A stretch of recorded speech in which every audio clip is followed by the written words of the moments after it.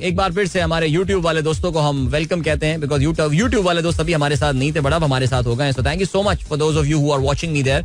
सो programme में कोई ज्यादा आपने कोई ज्यादा लूज नहीं किया इन्फॉर्मेशन, परेशान ना हो, ठीक है. आगे बढ़ते हैं. एक्सप्रेस की आज की क्या लीड है. नवाज शरीफ ने कल एक मानसेरा में बड़ी रैली से खिताब किया और कहते हैं जी बिगाड़ने वाले बिगाड़ कर चले गए, मुल्क दोबारा पटरी पर लाना जान जोखों का काम है. वाह. केपी वाले झूठे शख्स के झांसे में आ गए, मुल्क का सत्यानाश हुआ, वजीर आजम बनने नहीं इलेक्शन लड़ने आया हूं, अवाम साथ दें, मानसेरा में एयरपोर्ट बनाएंगे. अबे मानसेरा में एयरपोर्ट, देखो एक और सफेद हाथी ले आओ यार. आगे बढ़ते हैं. बिलियन ट्री का नारा लगाने वाले पुराने दरख्तों की लकड़ी भी बेचकर खा गए. मुखालफिन जो कुछ भुगत रहे हैं उतना कहूंगा कि उनके अमाल उनके कब्र तक उनका पीछा करते रहेंगे. ओके. मरियम क्या कहती हैं. खैबर पख्तूनख्वा तजुर्बा गा नहीं, साबिक हुकूमत ने तबाही के सिवा कुछ नहीं किया, मुस्तकबिल का फैसला सोच समझ के करें. बहरहाल जी जो भी ये कहते हैं Khyber Pakhtunkhwa overwhelmingly is going to vote for PTI के जो इंडिपेंडेंट जो बगैर निशान के उम्मीदवार हैं उनको मियां साहब अपनी कोशिश जरूर कर लें. As I told you earlier, Mansehra इनका एक मेजर सपोर्ट बेस हुआ करता था और अभी भी डेफिनेटली होगा और वहां पे शायद फाइट भी हो जाए. लेकिन जैसे कि मैंने आपको बताया कि उनके एक बड़े लीडर सरदार मेहताब वो पीटीआई की तरफ चले गए. कल नून लीग के एक और साबिक लीडर जावेद हाशमी जो है इलेक्शन से दस्तबरदार हो गए और उन्होंने इमरान खान की हिमायत का जो है वो ऐलान किया है. ओके जी. इस्लामाबाद हाई कोर्ट दानियाल अजीज की 14 रोजा हिफाजती जमानत मंजूर कर ली गई है. सो इलेक्शन तक ये नहीं होंगे. आपको पता है ये दानियाल जो है नारोवाल से शकरगढ़ से आजाद हैसियत से इलेक्शन में हिस्सा ले रहे हैं बिकॉज नून लीग ने इनको टिकट देने से इनकार कर दिया था. इनका और एहसन इकबाल का जो आपस में फड्डा है वो बिल्कुल सामने आ गया है आउट इन पब्लिक. पीटीआई के बानी का क्या कहना है. सारी पार्टी इतवार को बाहर निकले, हमें सिलेक्टेड कहा गया, अब मदर ऑफ ऑल सिलेक्टेड हो रहा है. इलेक्शन कमीशन इंतजामिया नवाज शरीफ की मदद कर रहे हैं, ऐसी सिलेक्शन कभी नहीं हुई. सर्टिफाइड मनी लॉन्ड्रर के केसेस कैसे खत्म कर दिए गए. चलें जी ठीक है. पता नहीं है, इमरान खान साहब ने कह तो दिया है संडे को बाहर निकलेंगे, लेकिन लोग कैसे निकलेंगे संडे को बाहर में तो ये समझ में नहीं आ रहा. अभी ऐसा एक फियर फैक्टर जो है वो क्रिएट कर दिया गया है, पर लोग अब 8 फरवरी को मुझे लगता है बाहर निकलेंगे. नवाज शरीफ कल ननकाना साहब में जलसे से खिताब करेंगे. ओके. इसके अलावा सेकुलर भारत में बाबरी मस्जिद के मलबे पर राम मंदिर का इफ्तिताह, पाकिस्तान की मजम्मत तकरीब में अमिताभ बच्चन, आलिया भट्ट, कतरीना कैफ, सचिन तेंदुलकर, अनिल कुंबले की शिरकत, मंदिर में तामीर बीजेपी की इंतखाबी सियासत का हिस्सा. ओके चलें आगे बढ़ते हैं और क्या सीन है. साबिक सेक्रेटरी खारजा का कहना है साइफर की कॉपी वजीर आजम हाउस से वापस नहीं मिली, मजीद 4 गवाहान के बयानात रिकॉर्ड. बानी पीटीआई का नैब ट्रायल रोकने की इस्तदा मुस्तरद, बेहतर है ट्रायल में कोई खामी है तो उसे भी ठीक कर लिया जाए, इस्लामाबाद हाई कोर्ट का ये कहना है. जाहिर है इस बेंच को जस्टिस आमिर फारूक हेड कर रहे थे तो ऐसी कोई इमरान खान को इसमें उम्मीद लगानी भी नहीं चाहिए थी. मेरे ख्याल से उनके वकला को भी उम्मीद नहीं होगी कि उनको कोई जस्टिस आमिर फारूक से कोई रिलीफ मेजर मिलेगा. आगे बढ़ते हैं जी. बढ़ता बिल कंट्रोल करने के लिए हुकूमत का पेंशन इस्लाहात का फैसला, पेंशन में कोई भी इजाफा रिटायरमेंट के वक्त तय की गई पेंशन पर दिया जाएगा. अच्छा जी ठीक है. इसके अलावा जंग का क्या लिखना है. शौकत सिद्दीकी से मिलाना नवाज शरीफ की अपीलों पर बात की, जनरल रिटायर्ड फैज हमीद का ये कहना है. साबिक जज इस्लामाबाद हाईकोर्ट शौकत अजीज कहते हैं 2 मुलाकातों के ठोस शवाहिद हैं, कभी नहीं कहा हो जाएगी. मर्जी का बेंच बनवाना मकसूद होता तो राब्ता भी उस वक्त के चीफ जस्टिस से किया होता. तमाम इल्जामात बेबुनियाद मन गलत हैं. साबिक ISI चीफ का तहरीरी जवाब. के जी ठीक है. और इसके अलावा ईरानी वजीर खारजा पीर को पाकिस्तान आएंगे, सफीरों को भी वापस भेजने पर इत्तेफाक हो गया है. और बिलावल का ये कहना है सिर्फ एक मुद्दत की वजारत उस्मा में मुल्क की तकदीर बदल दूंगा. इन्होंने जिस तरह सिंध की तकदीर बदली है 3 मुद्दत की वजारत आला में, तो बिल्कुल जी आप बिलावल को वोट दीजिए यही सोच के. अभी आपको हम लिए चलते हैं ब्रेक की जानिब. टाइम चेक और कमर्शियल ब्रेक. मिलते हैं आपसे इसके बाद. Don't go anywhere and keep listening. यार बस एक गाना चल गया था, दूसरा गाना चल गया यार. रुको भाई नबील भाई रुको. स्टॉप. चलें जी खेलों के हवाले से बात करते हैं. 8:08 हो चुके हैं. इश्तिहारात कम थे इसलिए मैंने गाना चला दिया. अब खेलों पे भी कितनी बातें करूंगा यार. जी वो गरीब हरकतें ही हो रही हैं खेलों पे, बात भी करने का दिल नहीं चाह रहा सीरियसली. अब आपको कल पता चला होगा. अच्छा कहानी क्या हुई है. कहानी ये हुई है दैट मोहसिन नकवी को पाकिस्तान क्रिकेट बोर्ड का जो बोर्ड ऑफ गवर्नर्स है उसमें उनको गवर्नमेंट ला के बिठाने का ऐलान कर दिया. उसके अलावा मुस्तफा रमदे जो हैं उनको ला के बिठाया जाएगा. देखिए एक बात बड़ी क्लियर है और वो ये है कि पाकिस्तान में जो चेयरमैन क्रिकेट बोर्ड होता है वो एक सियासी तकर्रुरी बदकिस्मती से बन गई है. इवन तो उसका सियासत से कोई ताल्लुक नहीं होना चाहिए. बोर्ड ऑफ गवर्नर्स में आमतौर से वही लोग लाके बैठाए जाते हैं जो उस वक्त हुकूमत गवर्न कर रही होती है.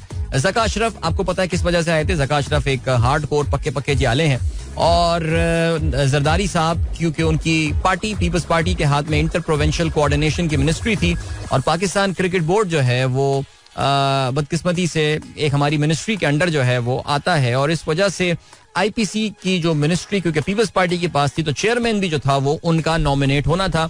ये जो पीडीएम नाम का एक हमारे यहाँ जिसे कहना चाहिए गिरोह सियासतकारा मेरे ख्याल से शायद कहते हैं उसको हबीब अकरम साहब, वो लोग जो आए थे और उनकी पीपल्स पार्टी उनकी एलाई थी उनके दरमियान आपस में ये बंदरबाट हुई थी कि जिसके पास जो वजारत होगी वो उस पर्टिकुलर इदारे का सरबरा जो है वो नॉमिनेट कर रही होती. तो आईपीसी के पास जो है इंटर प्रोविंशियल कोऑर्डिनेशन मिनिस्ट्री के पास क्योंकि अंडर पीसीबी आता है तो उन्होंने ज़का अशरफ को नॉमिनेट किया था. तभी आप देखिए कि नजम सेठी जिन्होंने इससे पहले अब से कोई तकरीबन 10 साल पहले एक बहुत बड़ी लीगल फाइट पुट अप की थी अपने आप को पाकिस्तान क्रिकेट बोर्ड का चेयरमैन रखने के लिए, वो खामोशी के साथ उनको उनके बिग बॉस नवाज शरीफ साहब ने कहा होगा कि और शेठी साहब तुसी हट जाओ रास्ते नहीं, वो हट गए रास्ते से, वो हट गए और वो उन्होंने जो चौधरी ज़का अशरफ आगे बैठ गए. तबाहकुन दौर था पाकिस्तान क्रिकेट का.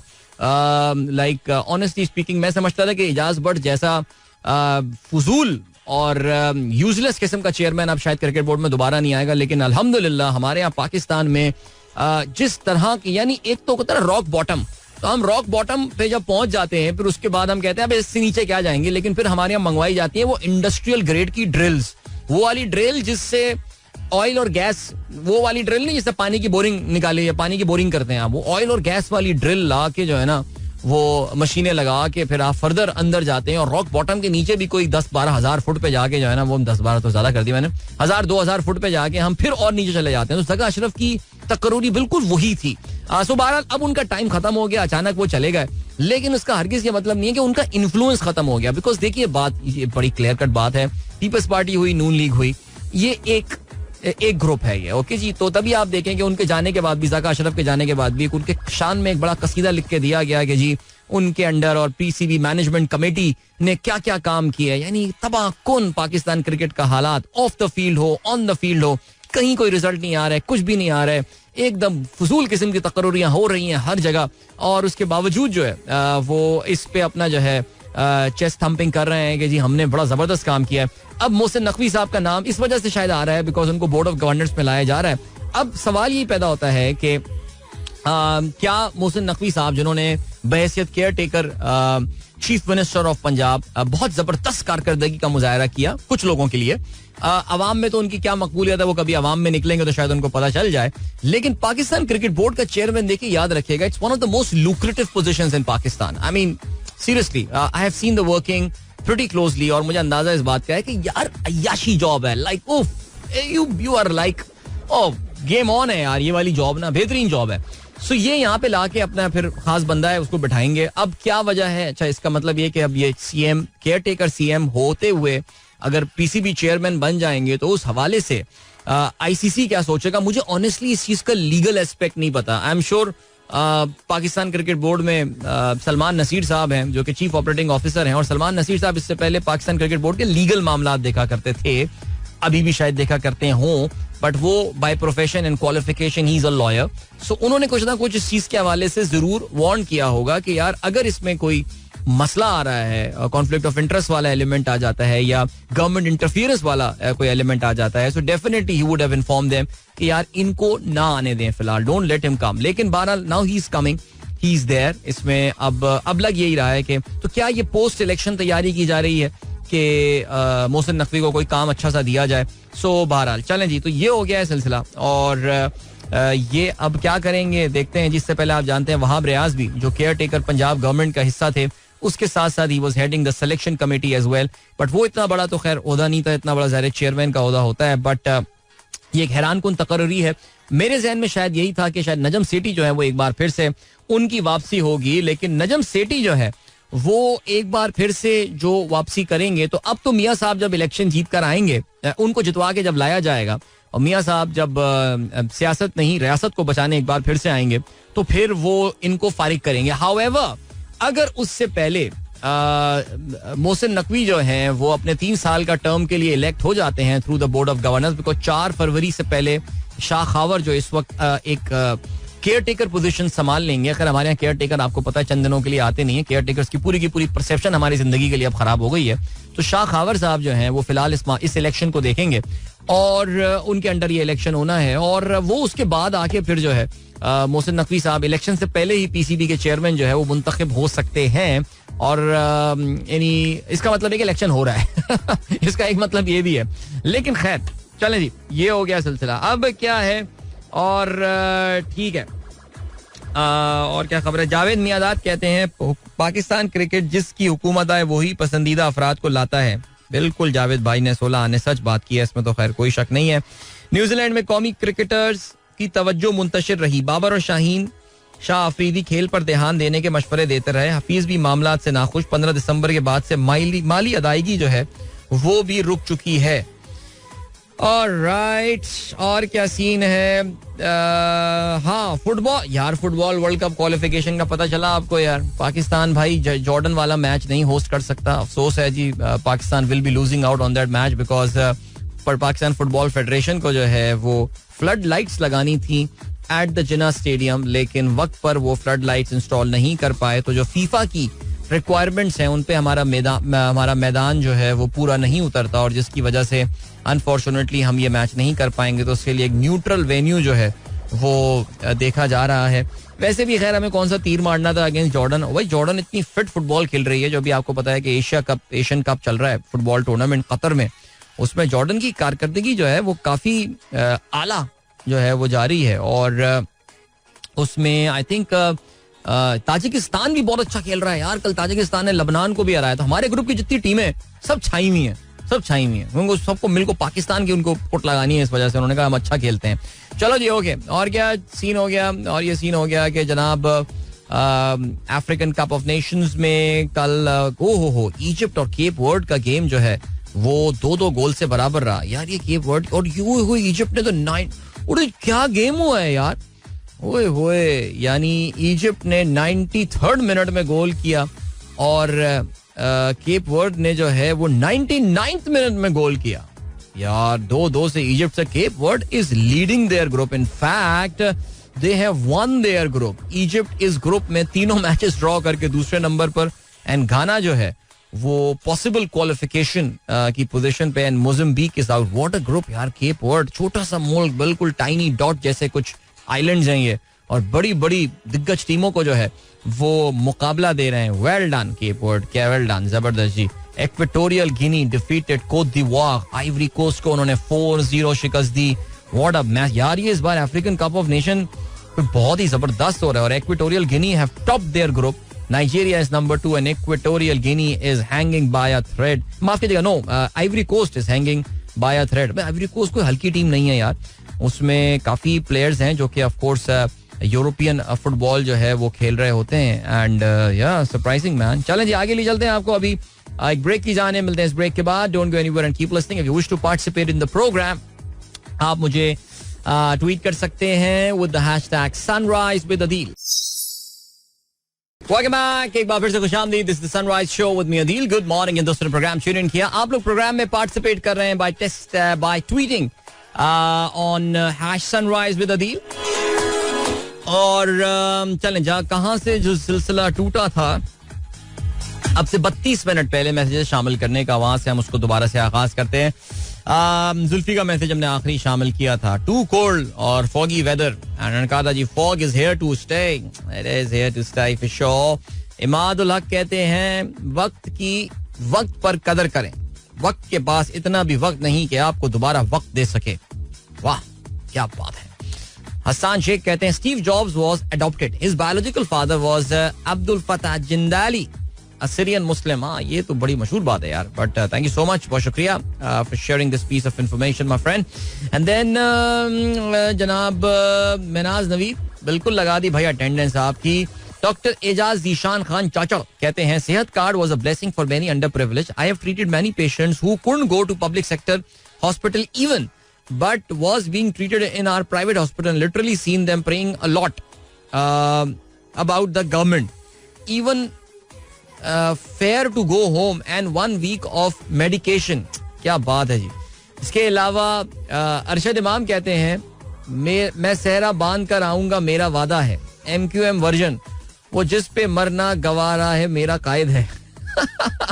यार बड़े गाने इन लोगों ने बनाया यार. मैं सहरा बांध कर आऊंगा. यार ये फिल्म याद है आपको? ये फैसल की एक फिल्म थी और बाबरा शरीफ थी इसमें.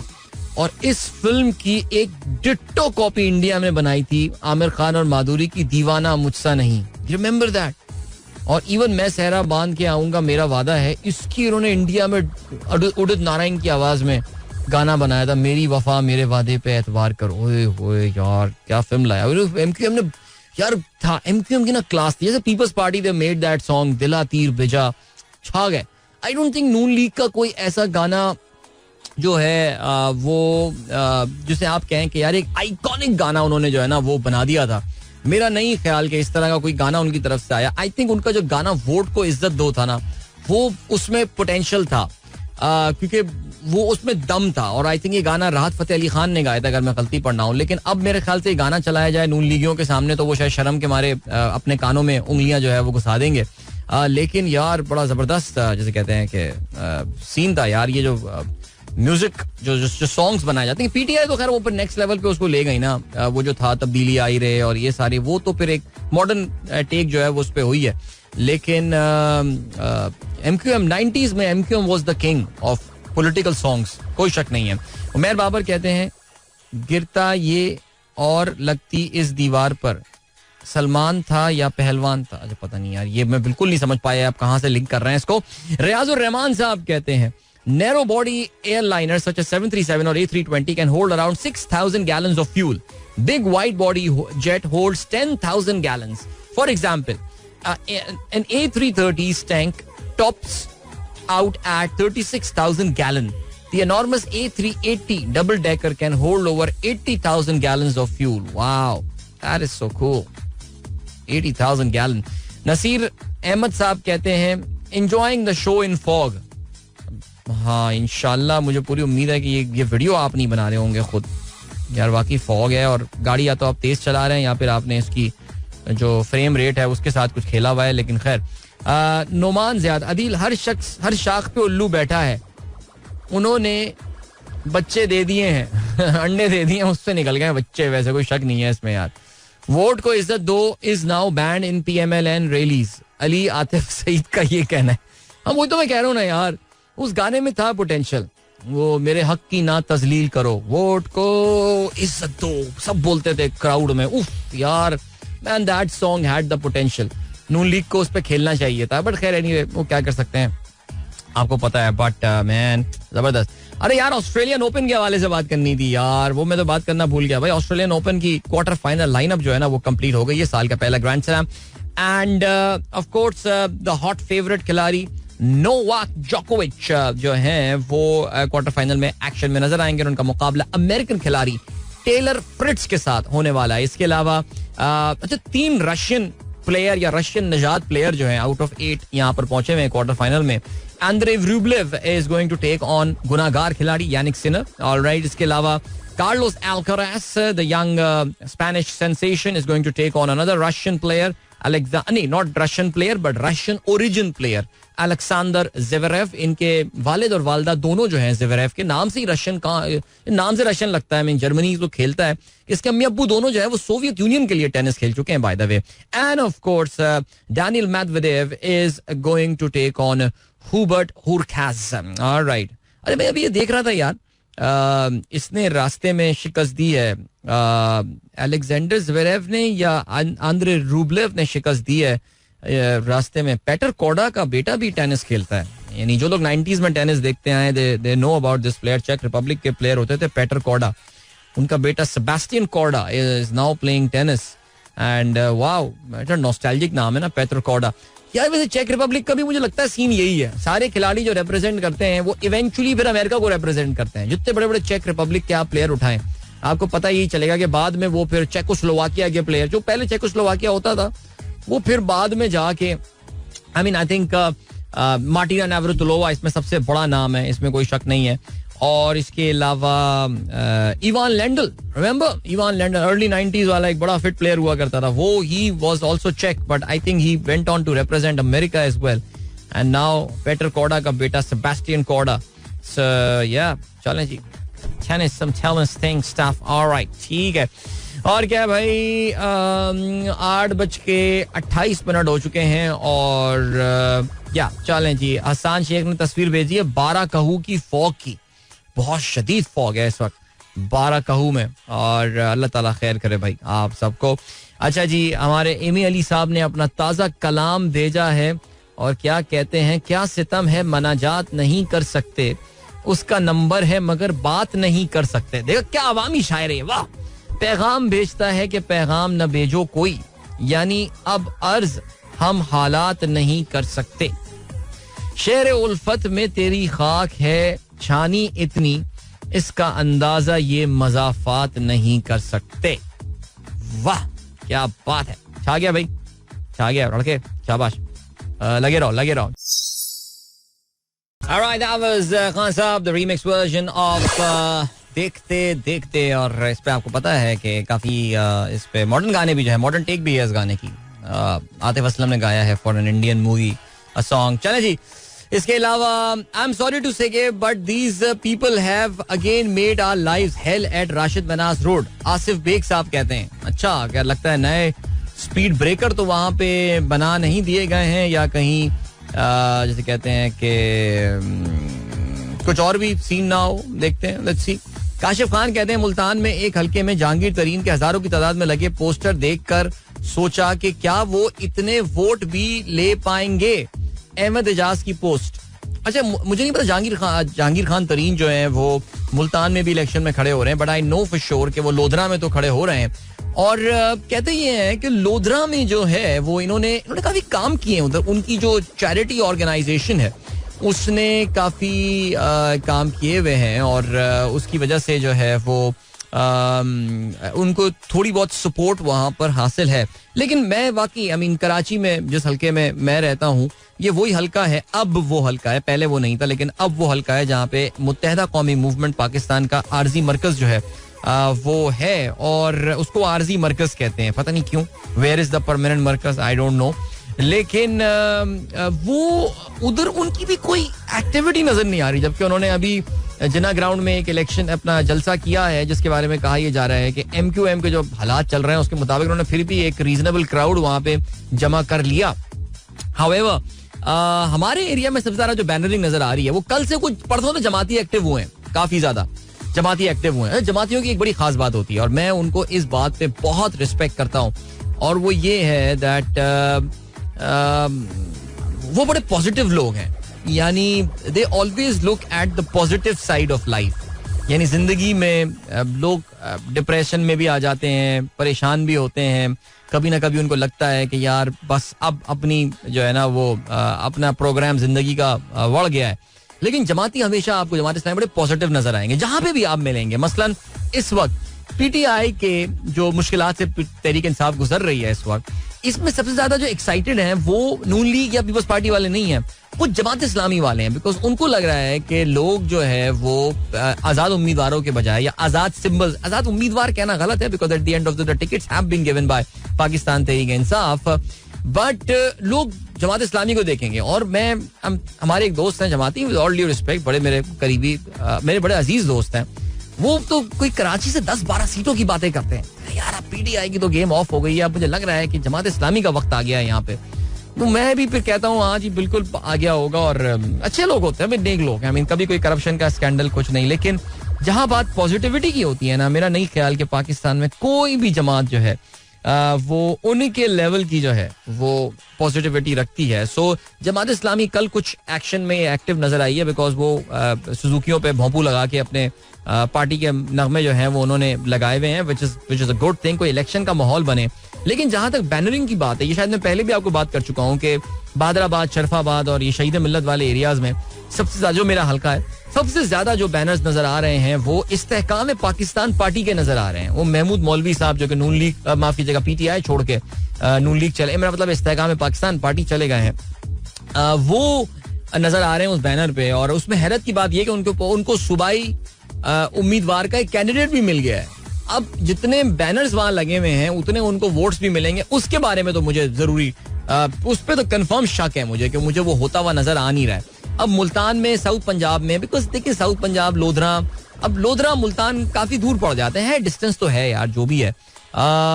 वहां पे भी क्या तरीन साहब का कुछ जोर होगा या नहीं? लोधरा में तो he definitely put up a fight for sure. और मेरा ख्याल तो उनको बोला हुआ भी होगा कि यार थोड़ी सीट है तरीन साहब, टेंशन ना लो. ओके, इसके अलावा क्या है?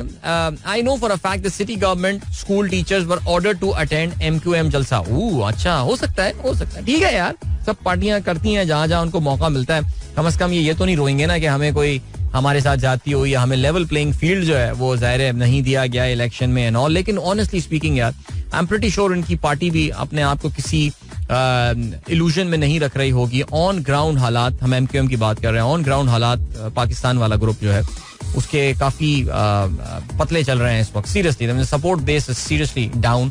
कुछ एक दो पॉकेट्स में तो वो रह गई होगी, लेकिन across the board things are looking pretty challenging for them. So all right, चलें जी. Sebastian Corda's 2 daughters also lead women golf and athletic genes. अच्छा, नहीं, नॉट सेबेस्टियन कॉर्डास, पेटर कॉर्डास की डॉटर होंगी. 2 daughters हैं जो कि गोल्फ खेलती हैं. That's very nice. Sebastian must be the 3rd child who plays tennis. So yeah, I think एक स्पोर्ट्समैन जीन होती है यार, होता है, फैमिली में चलता है. काफी सारे स्पोर्ट्समैन आप देखते होंगे जिनकी फैमिली में ये चीज चलती है. घर का माहौल भी होता है, बट ये है सिलसिला. चलें जी, कुछ बात करते हैं. आज सुबह एक और ब्रेकिंग न्यूज आई, और ब्रेकिंग न्यूज ये आई है कि अमेरिका और बर्तानिया ने एक बार फिर से हुतीज के ऊपर जो है वो स्ट्राइक्स की हैं. आई थिंक अब तक हमें अच्छी तरह तारुफ हो चुका होगा कि हुतीज जो है ये कौन है और क्या करते हैं. ये यमन में मौजूद एक बागी फोर्स है जो कि यमन की गवर्नमेंट के साथ भी लड़ रही है. अंटिल रिसेंटली सऊदी अरेबिया के साथ भी जो है ये जंग में मुलव्विस थे. और फिर उसके बाद अब आके इन्होंने आपको पता है they are backed by Iran. और इस वक्त इनका जो काम है वो ये है कि रेड सी से आने वाले जो शिप्स के काफले हैं उस पे हमला किया जाए. पिछली स्ट्राइक्स के बाद I think there had been 2 or 3 set of strike जो कि अमेरिका और उनके एलाइज ने जो है वो हुतीज पर की थी. उसके बाद से उसके बावजूद हुतीज ने जो है वो अभी रिसेंटली भी एक बहरी जहाज पे हमला किया और उसको नुकसान पहुंचाया. And it was imminent, it was expected कि एक बार फिर से हुतीज को जो है वो टारगेट किया जाएगा. So I am not surprised to hear that. However, मैं आज सुबह BBC, जब मैं सुबह अपने पार्क में जाता हूँ, अपना रूटीन मॉर्निंग रूटीन में होता हूँ, सो मैं वहाँ प्रोग्राम सुन रहा होता हूँ और वहाँ पे एक सिक्योरिटी एनालिस्ट से उस वक्त जो उनके होस्ट थे वो बात कर रहे थे और वो उस पर अपनी हैरानी का इजहार कर रहे थे कि ये इतनी महंगी टेक्नोलॉजी जो कि अमेरिका और बरतानिया के पास है, उसके बावजूद हुतीज जो कि बहुत ही बेसिक किस्म की टेक्नोलॉजीज पे रिलाई कर रहे होते हैं, उनके पास बहुत बेसिक से ड्रोन्स होते हैं जिससे वो हमला किए जा रहे हैं. और ऐसा लग ये रहा है that Americans and the British, the strategy is simply not working. और मुझे उनकी हैरानी पे भी जरा हंसी आ रही थी, but I was very happy कि जिस एनालिस्ट से वो बात कर रहे थे उन्होंने एट दी एंड आके the elephant in the room पे बात की. और वो जो एलिफेंट इन द रूम है वो है गजा क्राइसिस. और उसने ये बड़ी अच्छी क्लियरली बात बोली कि जब तक गजा क्राइसिस आप सॉल्व नहीं करेंगे, Houthis will have an excuse to keep on doing that. और उस पे प्रेशर डलना चाहिए अमेरिकन के ऊपर और यूरोपियंस के ऊपर कि वो जो एक अंधी सपोर्ट उन्होंने गजा के ऊपर की हुई है, जब तक आप उसको बंद नहीं करेंगे, जब तक आप कम से कम ये इशारा ही दुनिया को दे दें that you are now seriously concern. More than 25,000 people have died. That's 1% of the population of Gaza. वो इसमें मर चुकी है, टारगेट करके बच्चों को मारा गया है. कहीं ना कहीं से तो एक रिस्पॉन्स आना था. सीरियसली स्पीकिंग, मेरी थोड़ी बहुत सिंपैथीज हुतीज के साथ रही हैं तमाम मामले में, लेकिन ये जो ईरान ने गेम की है ना पिछले हफ्ते, इसके बाद से कुछ समझ में नहीं आ रहा यार ये हुआ क्या है. बहरहाल ईरान के वजीर खारजा साहब जो हैं वो अभी 29 तारीख को 6 दिन बाद पाकिस्तान आ रहे हैं. उसमें दोस्ती यारी होगी जो भी होगा, लेकिन अब तक ये मामला जो है ना ये सुलझ नहीं रहे हैं. समझ में नहीं आ रहा है, मुझे अभी तक सेंस नहीं बन रही है कि ये फैसदौरान इनकलाब को जो है वो हुआ क्या था. अचानक बैठे बैठे कोई आयतुल्लाह उठे, उन्होंने कहा आज लेट्स पाकिस्तान, नहीं अब ऐसे तो अरबी बोलते हैं यार, पाकिस्तान के साथ जंग की जाए. उन्होंने कहा जी बम मार दो पाकिस्तान पे. पाकिस्तान ने भी कहा बहुत आवाम बहुत शोर कर रही है, हम भी बम मारते हैं, हमने भी बम मार दिया. समझ में नहीं आया. बाद में फिर उन्होंने कहा आओ जी दोस्ती करते हैं, शेक हैंड. वो था ना वो गली मोहल्ले में बच्चे लड़ते हैं, फिर उनके अम्मी अब्बू आ जाते दोस्ती कराते हैं, भाई भाई को शेक हैंड करो, गले भी लगाओ, गले भी लगाओ. तो गले लगने से नफरत हो, लेकिन नहीं गले लगो शाबाश. तो यही हुआ है पाकिस्तान ईरान के साथ. कुछ समझ में नहीं आया यार गेम हुई क्या है. चले जी आगे बढ़ते हैं. अच्छा भाई वो शिपिंग वाले बंदे का मैसेज आया, क्या कहते हैं, reference to your talk on Red Sea situation, look at the freight rate level. हाँ, ये फरहान रजा है हमारे यहाँ शिपिंग एक्सपर्ट. उसने बताया यह है कि एक चार्ट शेयर किया है, AFP की तरफ से आया है, एजेंस फ्रांस प्रेस, और वो ये कहते हैं कि जी average transport cost for a container from Asia to Mediterranean, यानी सदर्न यूरोप तक अगर आपको जो है कंटेनर पहुंचाना है तो वो 6 अक्टूबर को जो है वो $1,490 का था और अब वो बढ़ के $6,772 का हो गया है. चले जी, अभी आपको जो है वो हम लिए चलते हैं एक ब्रेक की जाने. मिलेंगे आपसे ब्रेक के बाद. ब्रेक से वापस आके we'll talk a bit about the US primaries, मुख्तसर सा, और अगर मौका मिलता है तो जरा कुछ राम मंदिर के हवाले से भी बात कर लेंगे. So don't go anywhere and keep listening. Welcome back, guys. एक बार फिर से आपको खुशामदीद कहते हैं. This is the Sunrise Show with me, Adil Azhar. Of course, this is the last link of the show. Asiya, thank you so much. आपका message आया, कहती हैं आज मेरा छोटा कासिम टर्न्स 27. गाना उसको डेडिकेट कर दें. ओहो भाई, गाना तो अभी मुझे नहीं चलाना, लेकिन भाई बहुत बहुत मुबारक हो आपके साहबजादे की सालगिरह. अल्लाह ताला उम्र दराज अता फरमाए सेहत के साथ, आमीन सुमा आमीन. चलो जल्दी से और बात करते हैं दुनिया के अदर इश्यूज के हवाले से. थोड़ा सा हमने मुख्तसरन जिक्र किया था, लेकिन अमेरिका में प्राइमरीज आज ट्यूसडे शुरू हो गया. अमेरिका में तो अभी ट्यूसडे मुकम्मल तौर से शुरू नहीं हुआ है, लेकिन न्यू हैम्पशायर नामी छोटी सी खूबसूरत सी स्टेट में जो है वो अब इलेक्शंस होने वाले हैं. और अभी रिसेंटली बल्कि हमारे एक लिसनर ने मुझसे कांटेक्ट किया था, न्यू हैम्पशायर से, वहां पर रहते हैं वो, और हमारे ग्लोबल वाले लिसनर्स के ग्रुप में भी जो है वो ऐड हुए थे. सो न्यू हैम्पशायर इस लिहाज से अमेरिका की एक और मुनफरिद रियासत मानी जाती है, बिकॉज सबसे पहली जो बाकायदा पोलिंग स्टेशंस पे जाके वोटिंग होती है प्राइमरीज में, वो न्यू हैम्पशायर में ही होती है. और वहां पे आज जो इलेक्शन होने वाला है, it is a 1-on-1 competition between Donald Trump and Nikki Haley. इन दोनों के दरमियान ये मुकाबला होगा. Donald Trump of course is leading in the opinion polls, but let's see कि निकी हेली किस तरह की फाइट पुट अप करती हैं. आई थिंक हमने पिछले हफ्ते और इस हफ्ते ये भी देखा कि 2 और कंटेंडर्स जो हैं, जो बाकी मानदा कंटेंडर्स थे, 4 लोग बचे थे फील्ड में आयोवा में. उन 4 में से विवेक रामास्वामी बाहर हो गया. फिर परसों हमने देखा कि रॉन डिसैंटिस जो हैं वो भी इस रेस से बाहर हो गए हैं. अब निकी हेली का मुकाबला 1-on-1 होने वाला है विद डोनाल्ड ट्रंप, और डोनाल्ड ट्रंप किस बढ़तरी के साथ जो है वो फतह हासिल करते हैं, that remains to be seen. Nikki Haley अगर यहाँ पे अच्छा शो नहीं पुट अप कर पाती, सो उसके बाद जो अगला इलेक्शन होना है, that is going to happen in South Carolina. South Carolina वही स्टेट है जहाँ की निकी हेली गवर्नर हुआ करती थी, and she is expected to put up the strongest fight there.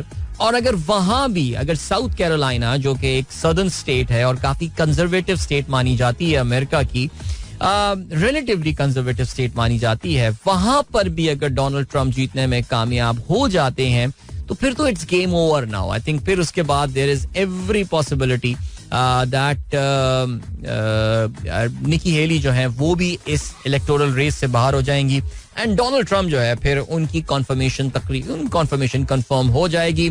जो ओपिनियन पोल्स हैं, CNN और यूनिवर्सिटी ऑफ न्यू हैम्पशायर, उन्होंने संडे को एक पोल रिलीज किया जिसके मुताबिक 62% of the registered Republican voters they support Donald Trump, और इसके अलावा तकरीबन 30% जो है वो निकी हेली को सपोर्ट कर रहे हैं. सो चैलेंज ये ओके, ये हो गई बात. और उसके बाद जो है वो एक और हम किस टॉपिक के ऊपर बात करनी थी हमें, या बिल्कुल राम मंदिर. भाई राम मंदिर का कल इफ्तिताह हो गया. देखिए एक बात तो बड़ी क्लियर है, और वो ये है कि अभी ये एक पार्शल इफ्तिताह है. कल भी हमने इस पर बात की थी, अभी तक जो है मुकम्मल हुआ नहीं है, लेकिन इसका इफ्तिताह जो है वो कर दिया गया है. उसमें हमारे दोस्त नुमान यूसुफ ने एक अच्छी बात बोली थी कि अगर आपको याद हो, पिछले इलेक्शन से पहले मोटरवे M9 का भी इफ्तिताह कर दिया गया था, जबकि it was nowhere close to being completed. वो कंप्लीटेड होने के कहीं करीब भी नहीं थी, लेकिन इलेक्शन से पहले जो है वो इसका इफ्तिताह कर दिया गया था. तो ये इलेक्टोरल पॉलिटिक्स है, बिकॉज इंडिया अप्रैल मई में जो है वो इलेक्शन में जाना है वाला है. और नरेंद्र मोदी जाहिर है उन्होंने जो कल एक गेम ऑन किया है ना, literally it wasn't just about Hindus in India, it was I think दुनिया भर के जितने हिंदूज थे.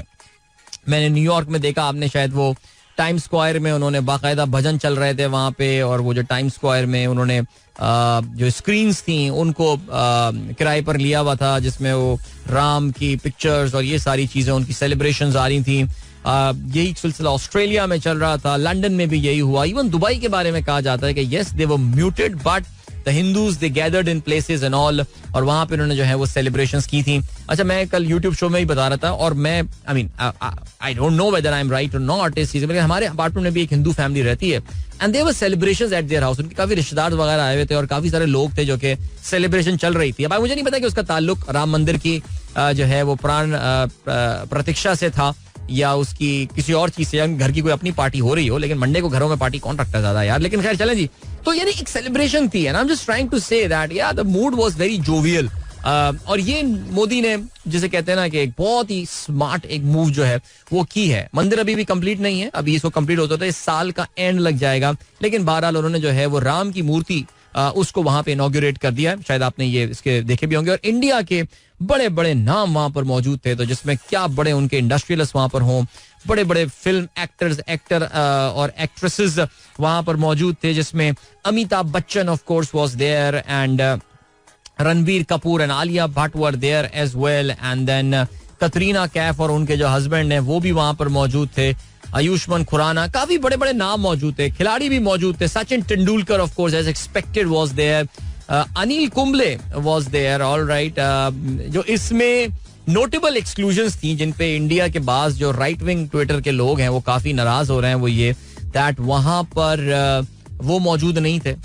जनाब विराट कोहली साहब नहीं गए थे, और विराट कोहली और उनकी वाइफ भी मौजूद नहीं थी. सुनने में आ रहा है कि उनके यहाँ child birth is expected in the next few days, लेकिन फिर भी यार मंदिर के लिए तो टाइम निकालना चाहिए था. खैर एनीवे, रोहित शर्मा अपनी मसरूफियात, उनको भी इनविटेशन गया था, लेकिन मसरूफियात की वजह से कि परसों से इनका इंग्लैंड के साथ सीरीज शुरू हो रही है, एक दिन के लिए तो जा सकता था, लेकिन बहरहाल नहीं गया.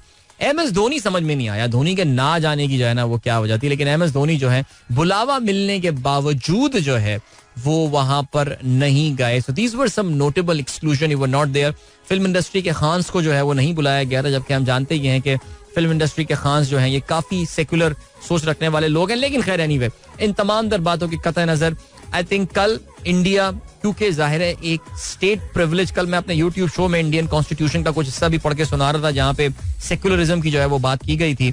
सो इन तमाम तर बातों और चीजों के बावजूद इंडिया का जो सेक्युलर फेस है, I think it took a major hit and it is, कोई इसमें इत्तेफाकिया बात नहीं है, ये बाय डिजाइन इन लोगों ने किया है. इंडिया को एक हिंदू राष्ट्र जो है वो डिक्लेयर करना है, और जो मैं बार बार बात बोले जा रहा हूँ कि अपनी बहुत ही smart and cunning political manoeuvring की वजह से what Narendra Modi has done कि उसने वहां के जो मुसलमानों का वोट है उसको बिल्कुल इररेलेवेंट कर दिया है. नाउ आपको किसी माइनॉरिटी अपीसमेंट की जरूरत नहीं है. उसने हिंदूज का वोट जो है except for the south of India उसने एक प्लेटफॉर्म पे जमा कर दिया. और मैं वाकई ये बताता हूँ कि ये जो शदीद किस्म की इंडिया में इस वक्त मेजॉरिटेरियनिज्म वाली जो एक चीज आ गई है, इसका बहुत बड़ा नुकसान जो है इंडिया को अपने मुल्क में नॉर्थ साउथ डिवाइड की फॉर्म में जो है वो नजर आने वाला है. बिकॉज साउथ इंडिया में इन चीजों को सपोर्ट नहीं है. साउथ इंडिया में तमिलनाडु बड़ी स्टेट है, पैसे वाली स्टेट है, अमीर स्टेट है, काफी कहना चाहिए कि फॉरवर्ड लुकिंग लोग हैं वहां के. उनकी गवर्नमेंट की तरफ से ऑफिशियली डिनाउंस किया गया है इस इवेंट को. केरला हमें पता है कि इस मामले में साथ नहीं है. हाउएवर जब आंध्र प्रदेश से नॉर्थ में आप जाते हैं तो वहां पे it was all festive, it was all celebrations सरकारी तौर पर. एंड इस वक्त वो यही है कि आप अगर इस बैंड वैगन में सवार नहीं होंगे तो you are going to suffer the political loss. So Indian secularism का वो जो अपने ऊपर एक गाइज एक ओढ़ा हुआ था वो अब फिलहाल वक्ती तौर से उतर गया है. तो चले जी, आपको अब लिए चलते हैं हम इख्तिताम की जानिब. अपना बहुत बहुत ख्याल रखिएगा. इंशाल्लाह मेरी आप लोगों से मुलाकात अब जो होने वाली है that's going to be tomorrow morning इंशाल्लाह. Till then goodbye, God bless, अल्लाह हाफिज एंड पाकिस्तान जिंदाबाद. This is Mira FM 107.4.